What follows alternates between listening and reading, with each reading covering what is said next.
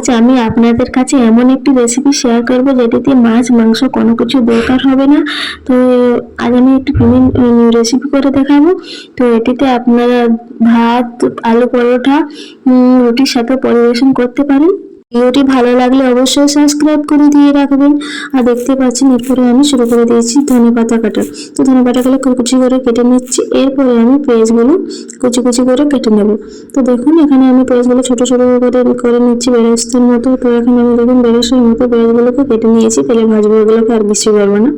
তো এরপরে আমার যেটা লাগবে সেটাতে কিছু কাজু বাদাম লাগবে। তো কাজু বাদামগুলোকে আমি একটা বাটিতে জল নিয়ে নিয়েছি, এটাকে আমি ভিজিয়ে রাখবো, যেহেতু এগুলোকে আমি মিক্সিতে দেবো। তো আমার কাজু বাদামগুলো ভেজানো হয়ে গেছে। এরপর আমাকে 3টি টমেটো লাগবে। তো টমেটোগুলো আমি মিক্সিতে ব্লেন্ড করবো, তো তাই আমাকে ছোট ছোট করে কেটে নিচ্ছি। তো দেখুন এরপরে আমি মিক্সি জারের মধ্যে দিয়ে দিচ্ছি টমেটো কুচি করে রাখাগুলো। তো এরপর আমি টমেটোগুলোকে মিক্সিতে দিয়ে দিলাম। তো দেখুন আমি এরপরে কাজু বাদামগুলোকে দিয়ে দিচ্ছি, ভিজিয়ে রাখা কাজু বাদামগুলো। এরপরে আমি টমেটোর সাথে কাজু বাদামগুলো দিয়ে দিলাম। এরপর আমি মিক্সি জারের মধ্যে বেছে নেবো। এটা আপনারা শিলনোড়াতেও করে নিতে পারেন। তো দেখ আমি এখানে মিক্সি ইউজ করছি। তো এরপরে দেখতে পাচ্ছেন পেস্টটা কত সুন্দর হয়ে গেছে। এরপরে আমাকে করতে হবে আদা রসুন আর পেঁয়াজ। তো এখন আদা রসুনগুলো আমি এরকমভাবে কেটে নিয়েছি ছোট ছোট করে। তো এরকম দেখুন পেস্টটা আদা রসুনদের হয়ে গেছে খুব সুন্দর। এরপর আমি কড়াই নিয়ে নিয়েছি। এখানে আমি সরষের তেল ব্যবহার করব না, এখানে আমি সাদা তেল নিয়ে নিয়েছি।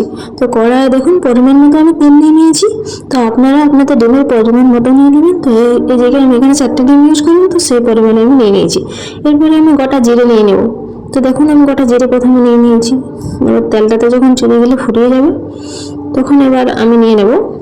তো দেখতেই পাচ্ছেন বন্ধুরা আমার জিরেগুলো ফুটছে, হয়ে গেছে জিরেগুলো। তো এরপরে আমি কটা তেজপাতা আমি দুটো দিয়ে দিলাম। তো দেখুন এবার তেজপাতাগুলো আমার একটু নাড়াচাড়া করে লাল লাল করে নিতে হবে। তো এরপরে আমাকে দিয়ে দিতে হবে অবশেষে গোটা গরম মশলা। তো দেখুন এখানে আমি নিয়ে নিয়েছি গোটা গরম মশলা। তো এখানে গরম মশলাগুলো ভাজা ভাজা হয়ে গেছে। এরপরে আমি কুচি কুচি করে রাখা পেঁয়াজগুলো আমি দিয়ে দেবো। তো দেখুন আমি পেঁয়াজগুলো এখানে দিয়ে দিয়েছি। পেঁয়াজগুলোকে আমাকে লাল লাল করে ভেজে নিতে হবে। তো দেখতেই পাচ্ছেন আমি এখানে খুব তাড়াতাড়ি আঁচটা বাড়িয়ে আমি পেঁয়াজগুলোকে ভেজে নিচ্ছি। তো এরপরে আমাকে আদা রসুন বাটাটা দিয়ে দিতে হবে, যেহেতু আদাটা একটু গন্ধ করে। তো আদাটা ভেজে নিতে হবে, তাহলে আদাটা চলে যাবে। এরপরে দেখতে পাচ্ছেন এরপরে আমি দিয়ে দিচ্ছি পেস্ট করে রাখা পেঁয়াজের কাজু বাদামটা। তো এরপরে আমি পেস্টটা দিয়ে দেবো। এবার পেস্টটা দিয়ে ভালো করে আমি নেড়ে নেব। তো একটু ভালো করে নেবেন যাতে করে তেলটা ঝরঝর করে, এরকম দেখতেই পাচ্ছেন কি সুন্দর তেলটা আমার ঝরঝর করছে। এরপরে আমি পরিমাণ মতো লবণ দিয়ে দেবো। এরপরে দিয়ে দেবো পরিমাণ মতো হলুদ। তো এবার হাফ চামচ আমি ধনে গুঁড়ো দিয়ে দেবো, আর হাফ চা চামচ আমি জিরে গুঁড়ো দিয়ে দেবো। তো এরকমভাবে আমি সবকটা মশলা দিয়ে দিলাম। তো দেখতে পাচ্ছেন এরপরে মশলাগুলো দেওয়া হয়ে গেলে আপনারা একটু নাড়ানাড়ি করে নেবেন। এখানে আমি 1 চামচ মিক্স মশলা ইউজ করছি, আপনারা এটা নাও দিতে পারেন। তো এরপরে আমি ভালো করে মশলাগুলোকে ভেজে নেব। তো মশলাগুলো তেল ছড়বে অতক্ষণ আমি নাড়ানাড়ি ভেজে নিতে হবে। তো দেখুন এরপরে আমার তেল ছড়ছে মশলাগুলো। তো এরপরে আমার হয়ে গেছে মশলাটা। তো এখানে আমি এরকমভাবে ভাজাভাজি করবো ধীরে ধীরে। তো এটা আপনার লো আছে ভাজবেন, কোনো বেশি আঁচ দিয়ে দেবেন না। এরপরে আমি 1 চামচ চিনি নিয়ে নিলাম। তো চিনিটা এরপর ভালো করে মশলাটাতে আমি মিশিয়ে নেব। তো দেখতেই পাচ্ছেন আমার চিনিটা মেশানো হয়ে গেছে। এরপরে আমি কিছুটা জল নিয়ে দেবো মশলাটা আমি সেদ্ধ করার জন্য। তো দেখুন এখানে আমি বেশি না, আমি 1 গ্লাস জল দিয়ে দিয়েছি। তো 1 গ্লাস জল দিয়ে এরপরে ভালো করে মশলাটাকে ফুটিয়ে নিতে হবে। তো দেখুন এখানে আমি ফুটাচ্ছি। তো এটা আপনারা মিডিয়াম আঁচেই করবেন। এরপরে আমি মেথি পাতাগুলো দিয়ে দেবো। তো মেথি পাতাগুলো আপনারা চাইলে ভেজেও নিতে পারেন, এখানে আপনারা না ভেজে ইউজ করতে পারেন। তো সেক্ষেত্রে আমি এখানে ভেজে নিইনি। তো এখানে আমি দিয়ে দিয়েছি, ভেজে নিলেও কিছু হবে না। তো এরপরে মেথি পাতাগুলো দিয়ে একটু নাড়ানাড়ি করে নিতে হবে। এরপরে দিয়ে দিতে হবে গরম মশলা। তো এখানে হাফ চামচ আমি গরম মশলা দিয়েছি, গরম মশলা বেশি ইউজ করবেন না। এরপরে দিয়ে রাখবো আমি কুচি করে রাখা ধনে পাতাগুলো। তো ধনে পাতাগুলো এরকম উপর থেকে আমি ভালো করে দিয়ে দিচ্ছি। তো আমি এই ক্ষেত্রে একটু বেশি ধনে পাতা নিয়ে নিয়েছি। তো আপনারা চাইলে এর থেকে কমও ধনে পাতা ইউজ করতে পারেন। তো আমার যেহেতু ধনে পাতা খুবই ভালো লাগে তাই দিচ্ছি। তো এরপরে আমার ধনে পাতাটা দিয়ে একটু আমি ফুটাবো। তো দেখুন আমার হয়ে গেছে। এরপরে আমি ডিমগুলো এক এক করে ছেড়ে দেব। তো এক্ষেত্রে আমি ডিমগুলো আগে থেকে ভেঙে রেখেছি একটা বাটিতে করে। তো এরকম আমি বাটিতে করে ডিমগুলো ভেঙে রেখেছি, এক এক করে আমি দিয়ে দেব।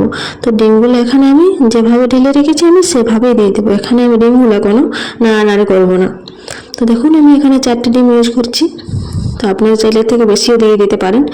এরপরে আমি কাশ্মীরি রেড চিলি পাউডারটা ডিমের ওপর থেকে হালকা করে আমি ডিমগুলোতে দিয়ে দেব। তো দেখুন আমার ডিমগুলো দেওয়া হয়ে গেছে। এরপরে আমি হাফ চামচ লবণ নিয়ে নিয়েছি। তো লবণটা আমি ডিমের ওপরগুলো নিয়ে হালকা হালকা করে দিয়ে দেব। তো এক্ষেত্রে আমি দেওয়া হয়ে গেছে। এরপরে আমি মানে লঙ্কা নিয়ে নিয়েছি। তো লঙ্কাগুলো আমি গোটা নিয়েছি, এখানে কোনো চেরা করবো না লঙ্কাগুলো। তো গোটা গোটা লঙ্কাগুলোকে আমি এরকমভাবে সাজিয়ে দিচ্ছি।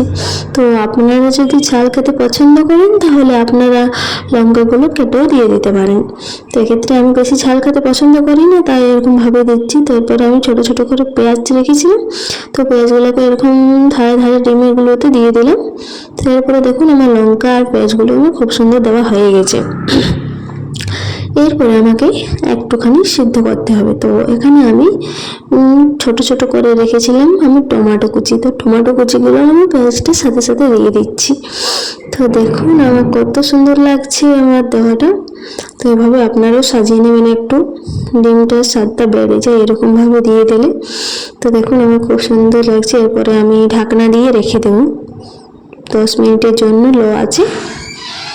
তো দেখুন কত সুন্দর হয়ে গেছে ডিমের এই রেসিপিটি, দুর্দান্ত স্বাদ এটির। তো দেখুন আমি এটি আপনাদেরকে পরিবেশন করে দেখাচ্ছি। তো এখানে আমি ভাতের সাথে পরিবেশন করব, আপনারা চাইলে রুটি পরোটা আপনারা পরিবেশন করতে পারেন। তো এখানে আমি নিয়ে নিচ্ছি। তো ডিমের এই রেসিপিটি যদি ভালো লেগে থাকে তাহলে অবশ্যই একটু লাইক করে দিও, আর কমেন্ট করে জানিও যে কেমন হয়েছে। আর এরকম নতুন নতুন ভিডিও পেতে অবশ্যই পাশে থাকুন। সত্যি এই রেসিপিটি দুর্দান্ত স্বাদ হয়েছিল।